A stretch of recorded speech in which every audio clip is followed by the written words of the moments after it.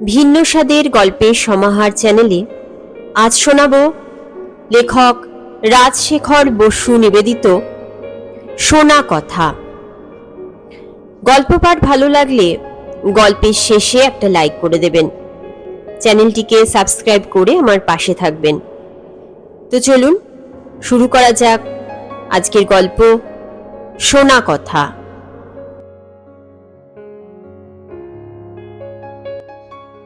আমাদের পাড়ায় একটি ছোট পার্ক আছে। চারধারে একবার ঘুরে আসতে 5 মিনিট লাগে।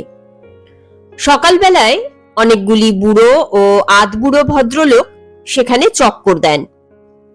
এদের ভিন্ন ভিন্ন দল, এক এক দলে 3-4 জন থাকেন। প্রত্যেক দলের আলাপের বিষয়ও আলাদা, যেমন রাজনীতি, ধর্মতত্ত্ব, অমুক সাধু বাবার মহিমা, শেয়ার বাজারের দুরবস্থা, আজকালকার ছেলে মেয়ে ইত্যাদি। আশ্বিন মাস, একটি দলের কিছু পিছনে বেড়াচ্ছি। এমন সময় হঠাৎ বৃষ্টি এলো। পার্কে টালি দিয়ে ছাওয়া একটি ছোট আশ্রয় আছে। দলের 4 জন তাতে ঢুকে পড়লেন। পূর্বে সেখানে 2টো বেঞ্চ ছিল, এখন একটা আছে, আর একটা চুরি গেছে। আমি ইতস্তত করছি দেখে একজন বললেন, আরে ভিতরে আসুন না, ভিজছেন কেন? বেঞ্চে 5 জন কুলিয়ে যাবে এখন, একটু না হয় ঘেঁষাঘেঁষি হবে। বাংলায় থ্যাংক ইউ মানায় না। আমি কৃতজ্ঞতা সূচক দন্ত বিকাশ করে বেঞ্চের এক ধারে বসে পড়লুম। অনেকদিন থেকে এদের দেখে আসছি, কিন্তু কাকেও চিনি না। অগত্যা কাল্পনিক পরিচয় দিয়ে এদের বিচিত্র আলাপ বিবৃত করছি।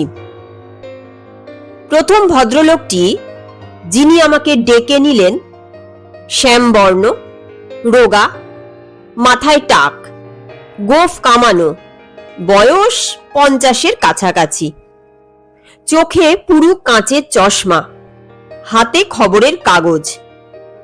একে দেখলেই মনে হয় মাস্টার মশাই। দ্বিতীয় ভদ্রলোকটিকে বহুকাল থেকে আমাদের পাড়ায় দেখে আসছি। এর বয়স এখন প্রায় 65, ফর্সা রং, স্থূলকায়, একটু বেশি বেঁটে। 15 বৎসর আগে এর কালো গোঁফ দেখেছি, তারপর পাকতে আরম্ভ করতেই বার্ধক্যের লক্ষণ ঢাকবার জন্য কামিয়ে ফেলেন। সম্প্রতি এর চুল প্রায় সাদা হয়ে গেছে, কিন্তু চামড়া খুব উর্বর, টাক পড়েনি। এই সুযোগে ইনি এখন আবক্ষ দাড়ি গোঁফ এবং আকণ্ঠ বাবরি চুল উৎপাদন করেছেন। তাতে চেহারাটি বেশ ঋষি ঋষি দেখাচ্ছে। বোধহয় ইনি যোগ শাস্ত্র, থিওজফি, ফলিত জ্যোতিষ, ইলেকট্রো হোমিওপ্যাথি প্রভৃতি গূঢ় তত্ত্বের চর্চা করেন। একে ভরদ্বাজ বাবু বলবো। তৃতীয় ভদ্রলোকটি দোহারা, উজ্জ্বল শ্যামবর্ণ, বয়স প্রায় 60, কাঁচা পাকা কাইজারি গোঁফ, চেহারা সম্ভ্রান্ত রকমের, পরনে ইজের ও হাত কাটা কামিজ, মুখে একটি বড় চুরুট, সর্বদাই ভ্রু একটু কুঁচকে আছেন, যেন কিছুই পছন্দ হচ্ছে না। ইনি নিশ্চয়ই একজন উঁচু দরের রাজ কর্মচারী ছিলেন। একে বাবু বললে হয়তো ছোট করা হবে, অতএব চৌধুরী সাহেব বলবো। চতুর্থ লোকটির বয়স আন্দাজ 45, লম্বা মজবুত গড়ন, কালো রং, গায়ে আধ ময়লা খাদি পাঞ্জাবি, গোঁফটি হিটলারি ধরনের ছাঁটা হলেও দেখতে ভালো মানুষ। সবিনয়ে ঘাড় বেঁকিয়ে খুব মনোযোগ দিয়ে সঙ্গীদের কথা শোনেন, মাঝে মাঝে আনাড়ির মতন মন্তব্য করেন। ইনি কেরানি কি গানের মাস্টার কি ভোটের দালাল তা বোঝা যায় না। একে ভজহরি বাবু বলবো। জিভ দিয়ে একটা নৈরাশ্যের শব্দ করে ভজহরি বাবু বললেন, দিন দিন কি হচ্ছে বলুন তো? যা রোজগার করি তাতে খেতেই কুলোয় না, ট্রামে বাসে দাঁড়াবার জায়গা নেই, আবার নতুন উপদ্রব জুটেছে বোমা। বড় ছেলেটা বিগড়ে যাচ্ছে, ধমকাবার জো নেই, তার বন্ধুদের লেলিয়ে দিয়ে কোন দিন আমাকে ঘায়েল করবে। মাস্টার মশাই বললেন, 800 বৎসর দাসত্বের পরে দেশ স্বাধীন হয়েছে, এখন অনেকে একটু বেচাল আর অসামাল হবেই। অবাধ্যতা, বোমা চুরি ডাকাতি, এই সব এখন কালোবাজার, ঘুষ সবই কিছুকাল সইতে হবে। অবশ্য প্রতিকারের চেষ্টাও করতে হবে। এই সমস্তই স্বাধীনতা যুগের অবশ্যম্ভাবী পরিণাম, অন্য দেশেও এমন হয়েছে। চৌধুরী সাহেব ধমকে সুরে বললেন, তা বলে বেপরোয়া যাকে তাকে বোমা মারবে? মাস্টার বললেন, এ সমস্তই আমাদের কর্মফল। ভরদ্বাজ বাবু তর্জনী নেড়ে বললেন, যা বলেছ দাদা, সবই প্রারব্ধ, পূর্বজন্মের পাপের ফল। মাস্টার বললেন, আজ্ঞে না, ইহজন্মেরই কর্মফল, আমাদের ব্যক্তিগত কর্মের নয়, জাতিগত কর্মের। অত্যাচারী ইংরেজ আর তাদের এদেশি তাবেদারদের মারবার জন্য স্বদেশী যুগের বিপ্লবীরা বোমা ছুড়ত। আমরা তখন আনন্দে রোমাঞ্চিত হয়ে এই বৈঠকখানায় বসে তাদের প্রশংসা করতাম। এখন আর ইংরেজদের ভয় নেই। প্রকাশ্যে বলছি, মিউটিনি প্রথম স্বাধীনতা যুদ্ধ, ক্ষুদিরামি আদি শহীদ, সেই দেখিয়ে দিলে দেব আরাধনে ভারত উদ্ধার, হবে না হবে না খোল তরবার। ভরদ্বাজ বাবু বললেন, মতি গতির জন্যই তো দেশ উৎসন্নে যাচ্ছে। ক্ষুদিরাম আমাদের ধর্মবুদ্ধি নষ্ট করেছে, ছেলেদের খুন করতে শিখিয়েছে। ভজহরি বললেন, বলেন কি মশাই, এই সেদিন মহা সমারোহে তার মূর্তি প্রতিষ্ঠা হয়ে গেল, দেশের বড় বড় লোক উপস্থিত হয়ে সেই মহাপ্রাণ বালকের উদ্দেশ্যে শ্রদ্ধা নিবেদন করলেন। মাস্টার বললেন, গান্ধীজি বেঁচে থাকলে এতে খুশি হতেন না, জওহরলালও যেতে চাননি। পূর্বে তিনি একথাও বলেছিলেন যে নেতাজি ভারত আক্রমণ করলে তিনি তার বিরুদ্ধে লড়বেন। স্বদেশের মুক্তিকামী হলেই সকলের আদর্শ আর কর্তব্য বুদ্ধি সমান হয় না। চৌধুরী বাবু বললেন, ক্ষুদিরাম তো ইংরেজকে মেরেছিল, কিন্তু এখন যে আমাদের গায়েই বোমা ফেলছে, একেও কর্তব্য বুদ্ধি বলতে চান নাকি? ভজহরি বললেন, মাস্টার মশাই, আপনি কি ক্ষুদিরামের কাজ গর্হিত মনে করেন? আমি অতি সামান্য লোক, ধর্মাধর্ম বিচার আমার সাধ্য নয়, কর্মের ফল যা দেখতে পাই তাই বলতে পারি। ক্ষুদিরাম যখন বোমা ফেলেছিল তখন বড় বড় মডার্টেরা ধিক্কার দিয়ে ঘোষণা করেছিল যে এই ভয়ঙ্কর পন্থায় তাদের আস্থা নেই। ক্ষুদিরামের দল নিজের স্বার্থ দেখেনি, প্রাণের মায়াও করেনি, ধর্মাধর্ম ভাবেনি, বিনা দ্বিধায় সরকারের সঙ্গে লড়েছিল। তারা শুধু ইংরেজকে বোমা মারেনি, মডারেট বুদ্ধিতেও ফাট ধরিয়েছিল। অনেক মডারেট আড়ালে বলতেন, বাহবা ছোকরা। চৌধুরী সাহেব অধীর হয়ে বললেন, আপনি কেবল অবান্তর কথা বলছেন। আদালতে এরকম বললে জজের ধমক খেতে হয়। প্রশ্ন হচ্ছে এই, ইংরেজ চলে গেছে, দেশ নেতাদের উদ্দেশ্য সিদ্ধ হয়েছে, এখন আবার বোমা কেন? মাস্টার মশাই সবিনয়ে বললেন, আদালতে কখনো যায়নি স্যার, আপনার প্রশ্নের উত্তর এক কথায় দিতে পারি এমন বুদ্ধি আমার নেই। যা মনে আসছে ক্রমে ক্রমে বলে যাচ্ছি, দয়া করে শুনুন। যদি তাড়া দেন তবে সব গুলিয়ে ফেলব। চৌধুরী বাবু বললেন, বেশ বেশ, বলে যান। স্বদেশী যুগের সন্ত্রাসদের একমাত্র উদ্দেশ্য ছিল ইংরেজ তাড়ানো, এই বিদেশি শাসকরা চলে যাবার পর কি করতে হবে তা তারা ভাবেনি। উদ্দেশ্য সিদ্ধির জন্য যে কোনো উপায়ে মানুষ মারা তারা পাপ মনে করত না। শ্রীকৃষ্ণ গীতায় অর্জুনকে ধর্মযুদ্ধের উপদেশ দিয়েছিলেন, কিন্তু মহাভারতে অন্যত্র আড়াল থেকে বোমা মারতেও বলেছেন। ভরদ্বাজবাবু বললেন, কোথায় আবার বললেন যত সব বাজে কথা। মাস্টার বললেন, দ্রোণ বধের জন্য মিথ্যা বলা এবং দুর্যোধনের কোমরের নিচে গদাঘাত বোমারই সামিল।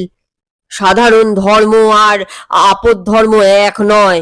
আপদকালে অনেকেই অল্পাধিক অধর্মাচরণ করে থাকেন। সন্ত্রাসকরা তাই করেছিল। পরে মহাত্মা গান্ধী যখন যুদ্ধের নূতন উপায় আবিষ্কার করলেন এবং তাতে সিদ্ধি লাভের সম্ভাবনাও দেখা গেল, তখন সন্ত্রাসকরা নিরস্ত হলো। কিন্তু তারা হিংস্রতার জমি তৈরি করে গেল। বহু লোকের ধারণা হলো যে রাজনীতিক উদ্দেশ্য হিংস্র কর্মে দোষ হয় না, বরং তাতে বাহাদুরিও আছে।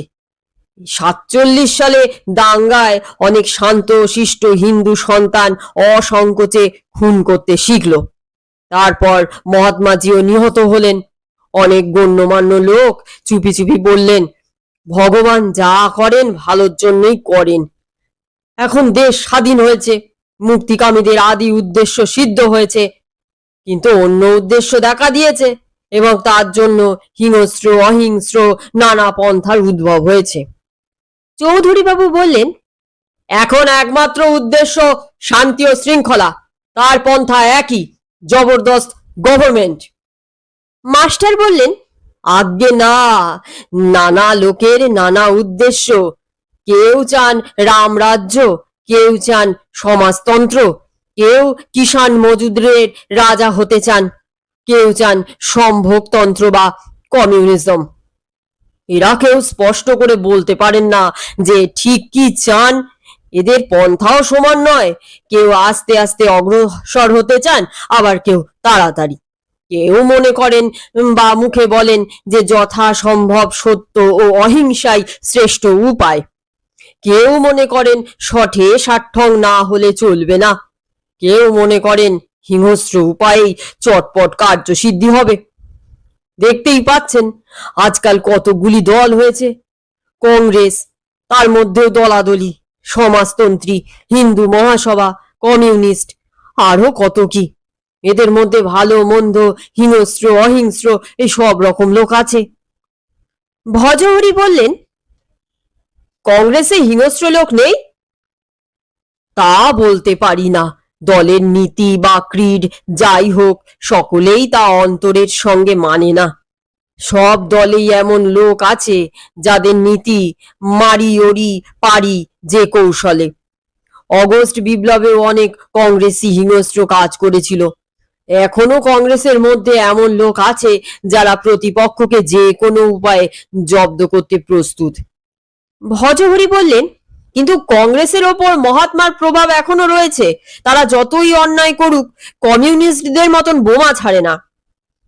হিংস্র কমিউনিস্টদের তুলনায় হিংস্র কংগ্রেসই অনেক কম আছে তা মানি, কিন্তু সব কংগ্রেসই মনে প্রাণে অহিংস নয়, সব কমিউনিস্টও হিংস্র নয়।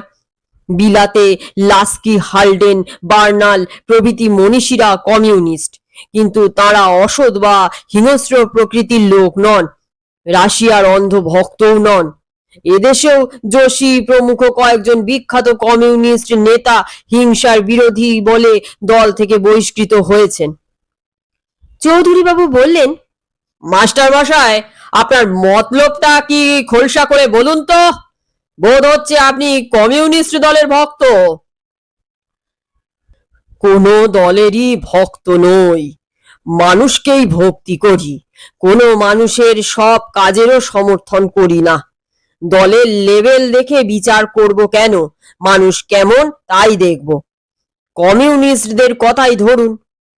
অনেক লোক আছে যারা মার্কস প্রভৃতির মতে অল্পাধিক বিশ্বাস করে, সেজন্য নিজেদের কমিউনিস্ট বলে। এদের সঙ্গে সমাজতন্ত্রীদের বেশি প্রভেদ নেই। আবার অনেক কমিউনিস্ট গুপ্ত সমিতির সদস্য, তারা স্বদেশী যুগের সন্ত্রাসদের মতন লুকিয়ে কাজ করে এবং দলের নেতাদের আদেশে চলে। এদের অনেকে রাশিয়ার তাবেদার বা অন্ধ ভক্ত। যেমন কংগ্রেসের মধ্যে তেমন কমিউনিস্ট দলের মধ্যেও স্বার্থ সর্বস্ব লোক আছে। অনেক কংগ্রেসই যেমন মন্ত্রিত্বকেই পরম কাম্য মনে করে, সেই রকম অনেক কমিউনিস্ট আশা করে যে এই ডিক্টেটরি রাষ্ট্র স্থাপিত হলে সে একটা কেষ্ট বিষ্টুর পথ পাবে। আবার অনেকে, বিশেষত ছেলে মেয়ে, শখের জন্য কমিউনিস্টের নাম দেয়। এরা কিছুই বোঝে না, শুধু কতগুলি মুখস্থ বুলি আওড়ায়। আবার একদল বিশেষ কিছু না বুঝলেও তাদের নেতাদের আদেশে নানা রকম হিংস্র কর্ম করে এবং ভাবে যে দেশের মঙ্গলের জন্যই করছি।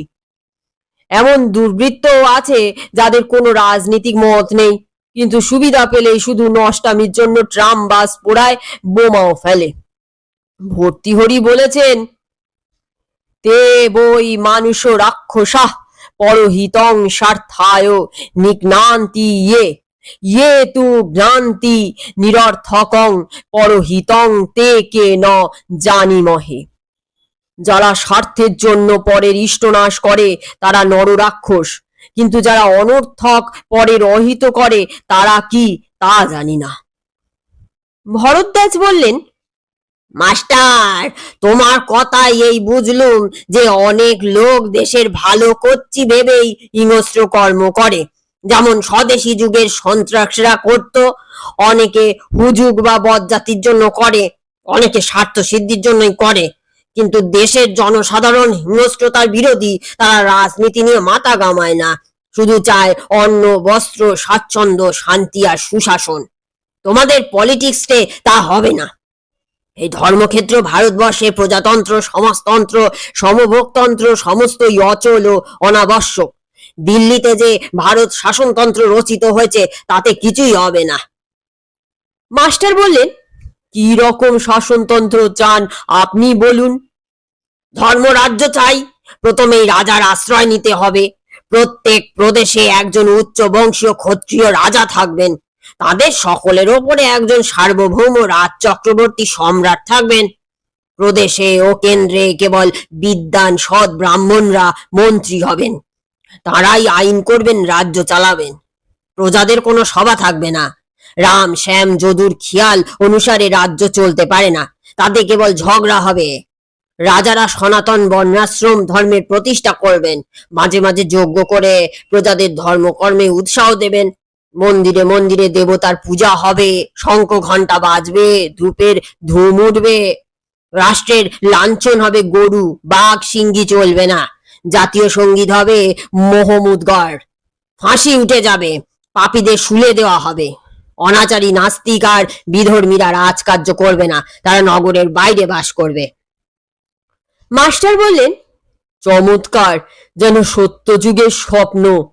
আপনার এই ধর্মরাজ্যের সঙ্গে হিটলার মুসলিনির রাষ্ট্রের কিছু কিছু মিল আছে। শরীয়তি রাজ্য এবং গোড়া রোমান ক্যাথলিকদের আদর্শ খ্রিস্টীয় রাজ্য অনেকটা এইরকম।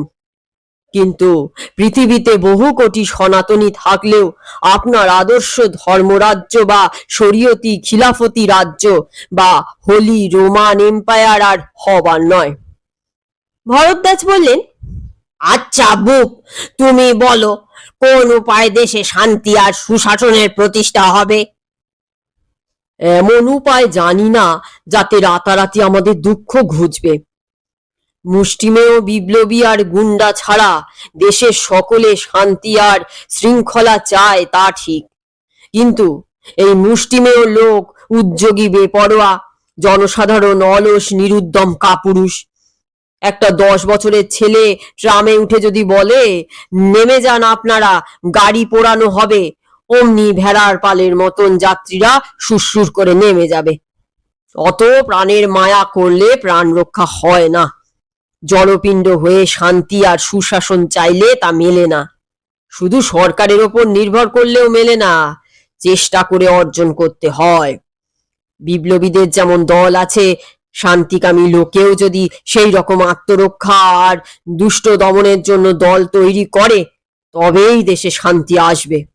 তা না হলে মুষ্টিমেয় লোকেরই আধিপত্য হবে। কেন, পুলিশ আর মিলিটারি কি করতে আছে? জনসাধারণ যদি সাহায্য না করে তবে তারাও হাল ছেড়ে দেবে। চৌধুরী সাহেব প্রবল বেগে মাথা নেড়ে বললেন, হবে না, হবে না, আপনারা যেসব উপায় বলছেন তাতে কিছুই হবে না। আপনাদের এই স্বাধীন রাষ্ট্রে গোড়া থেকেই ঘুণ ধরেছে। গাছে না উঠতেই এক কাঁদি। কেন রে বাবু? জমিদার উচ্ছেদ করবার কি দরকার ছিল? তারাই তো দেশের স্তম্ভ স্বরূপ চিরকাল গভর্নমেন্টকে সাহায্য করে এসছে। নুনের শুল্ক আর মদ বন্ধ না করলে কি চলতো না? ভাবুন দেখি, কতটা রাজস্ব খামোখা নষ্ট করা হয়েছে। কিষাণ মজদুরের উপর তো দরদের সীমা নেই, অথচ পেনশনভোগীদের কথা কারণ মনে আসে না। তাদের কি সংসার খরচ বাড়েনি? রাজ্য মহারাজ ষাঁড়, রায় বাহাদুর প্রভৃতি খেতাব তুলে দিয়ে কি লাভ হলো? এসব থাকলে বিনা খরচে সরকারের সহায়কদের খুশি করা যেত। রাজভক্ত প্রজাদের বঞ্চিত করা হয়েছে, অথচ মন্ত্রীরা তো দিব্যি ডিএসসি, এলএডি খেতাব নিচ্ছেন। আরে তোদের বিদ্যে কতটুকু? দেশ নেতারা সবাই মন্ত্রী হতে চান। তাঁরা কেবল ভাবছেন কিসে ভোট বজায় থাকবে আর প্রতিদ্বন্দ্বী ঘোষ, বোস, সেনদের জব্দ করা যাবে। আমি বলছি, আপনাদের এই গভর্নমেন্ট কিছুই করতে পারবে না। দেশ শাসন এদের কাজ নয়। মাস্টার বললেন, চৌধুরী সাহেব, আপনিও কমিউনিস্ট শাসন চান নাকি? To hell with communist, Congress, Hindu Sabha and socialist. তবে বলুন কি চান? শুনবেন? শেষকালে আমার পেনশনটি বন্ধ না হয়। কোথায় গোয়েন্দা আছে তা তো বলা যায় না। ভরদ্বাজ বাবু বললেন, চৌধুরী সাহেব, আমরা আপনার পুরনো বন্ধু, আমাদের বিশ্বাস করেন না? চৌধুরী আর চোখে আমার দিকে তাকাচ্ছেন দেখে আমি বললাম, আমি অতি নিরীহ লোক, আপনি নির্ভয়ে বলতে পারেন। চৌধুরী সাহেব কিছুক্ষণ আমার আপাদমস্তক নিরীক্ষণ করলেন, ভরসা পেয়ে বললেন, সুশাসনের একমাত্র উপায় বলছি, শুনুন। রাজেন্দ্রজি, পণ্ডিতজি আর সর্দারজি বিলেতে চলে যান। সেখানে ব্রিটিশ মন্ত্রী সভায় গিয়ে গলবস্ত্র হয়ে বলুন, প্রভু, ঢের হয়েছে, আমাদের শখ মিটে গেছে, আর স্বাধীনতায় কাজ নেই। আপনারা আবার এসে দেশ শাসন করুন। 200 বৎসর এখানে রাজত্ব করেছিলেন, আরো 200 বৎসর করুন। পিতার ন্যায় আমাদের জ্ঞান শিক্ষা দিন। তারপর যদি আমাদের লায়েক মনে করেন তবে নিজের দেশে ফিরে আসবেন। মাস্টার বললেন, রোমানরা যখন ব্রিটেন থেকে চলে যাচ্ছিল তখন সেখানকার লোকেও এই রকম প্রার্থনা করেছিল, কিন্তু তাতে ফল হয়নি। বর্বর জার্মানদের আক্রমণ থেকে নিজের দেশ রক্ষার জন্যই রোমানদের চলে যেতে হয়েছিল। এদেশের কোনো নেতা ইংরেজকে ফিরে আসতে বলবেন না, বললেও ইংরেজ আর আসতে পারবে না। চৌধুরী সাহেব উড়ুতে চাপড় মেরে বললেন, তবে রইল আপনাদের ভারত। এদেশে আমি থাকবো না, বিলেতেই বাস করব। জিরাফের মতন গলা বাড়িয়ে ভজহরিবাবু মৃদুস্বরে বললেন, স্যার, আপনার আইভি রোডের বাড়িটা বেচেন তো বলুন, ভালো খদ্দের আমার হাতে আছে। বৃষ্টি থেমে গেছে দেখে আমি উঠে পড়লাম। ভরদ্বাজবাবু আমাকে বললেন, কই মশাই, আপনি তো কিছুই বললেন না। আমি হাত জোর করে উত্তর দিলাম, মাফ করবেন, কানে তালা লেগে আছে, গলা ভেঙে গেছে। এখন যেতে হবে রণজিৎ ভট্টাচার্য ডাক্তারের কাছে। বসুন আপনারা। নমস্কার।